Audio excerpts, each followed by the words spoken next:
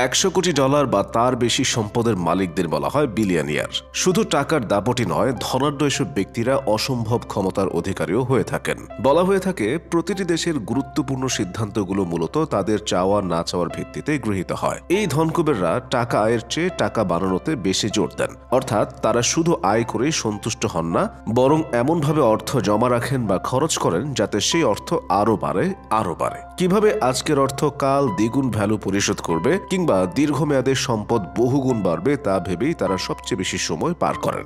ধনীরা খুব ভালো করে জানেন যে নগদ অর্থ হলো শ্রেষ্ঠ তরল সম্পদ। প্রয়োজনে যে কোনো সময় কাজে লাগানো যায়। ব্যবসায় এমন অনেক সুযোগ আসে যখন বাকির চেয়ে নগদে পণ্য বা কাঁচামাল কিনলে মূল্য পড়ে অনেক কম। আবার কারো জরুরি প্রয়োজনে নগদ অর্থের বিনিময়ে বাজার মূল্যের চেয়ে কম খরচে জমি বা ফ্ল্যাটও মিলে যায়। এভাবেই নগদ অর্থ যে কোনো ব্যবসায়িক বা ব্যক্তিগত জরুরি দরকার খুব ভালোভাবে সামলানোর সুযোগ করে দেয়। বিলিয়নিয়াররা তাই তাদের সম্পদের একটি অংশ সবসময় নগদ অর্থ বা সহজে বিনিময়যোগ্যভাবে সংরক্ষণ করেন। আবার শত কোটি টাকার মালিক হলেই যে প্রচুর নগদ অর্থ হাতে রাখেন ধনীরা, ব্যাপারটা কিন্তু এমনও নয়। আয়েশ করে চলার মতো অর্থ কিংবা জরুরি প্রয়োজনের বড় অঙ্কের টাকা সবসময় তারা হাতের কাছে ক্যাশ রাখেন। কিন্তু অগাধ অলস টাকা অকারণে ধনীরা কখনোই নগদে রেখে অপচয় করেন না, ব্যাংকেও সেভাবে রাখেন না। বরং এই অর্থ তারা স্বল্প মেয়াদী কোনো খাতে বিনিয়োগ করেন। বিনিয়োগের মাধ্যমে টাকা রোলিং করেন, আরও অর্থ উপার্জন করেন।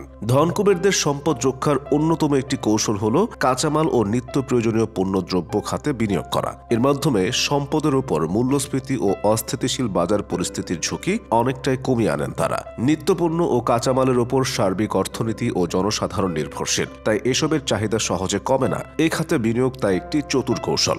মূল্যস্ফীতির কারণে বাজার অস্থিতিশীল হয়ে গেলে নিত্য পণ্যের দামও চড়া হয়ে যায়, তাই ধনবান সব ব্যবসায়েরই নিত্য প্রয়োজনীয় ব্যবসায়ের কারবার থাকে। এজন্যই দেখবেন দিন দিন পেঁয়াজ, তেল, আটা, ময়দা, প্রাকৃতিক গ্যাস থেকে শুরু করে বিভিন্ন কৃষিজাত পণ্য সংরক্ষণ ও কেনা বেচাতে যুক্ত হচ্ছে দেশের হাজার কোটি টাকার সব ব্যবসায়িক গ্রুপগুলো।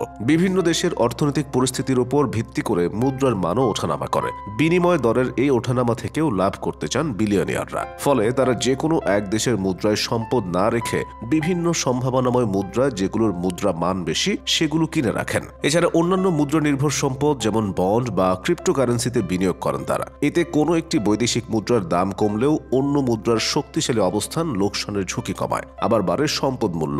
প্রতিনিয়ত নিজেকে সমৃদ্ধ থেকে সমৃদ্ধ করার পেছনেও সময় ব্যয় করেন শত বা হাজার কোটি টাকার মালিকেরা। অধিকাংশ বিলিয়নিয়াররাই সরাসরি নিজ হাতে সম্পদের ব্যবস্থাপনা করেন না।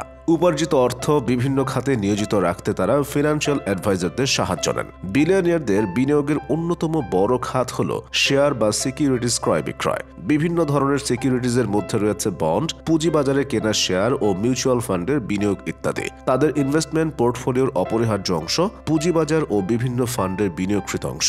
এগুলো কেনাবেচা করে লাভবান হওয়ার বিষয় যেমন রয়েছে, তেমনি টাকা থাকে নিরাপদ। আবার দ্রুততম সময়ে অর্থ নগদায়নও করা যায়। যদিও এই বিনিয়োগ সাধারণত দীর্ঘদিনের জন্যই করেন তারা এবং সঠিক মুহূর্তে বিক্রির সিদ্ধান্ত নেন। এখন আপনিও ভেবে দেখুন আপনার অর্থ কিভাবে কোথায় রাখবেন।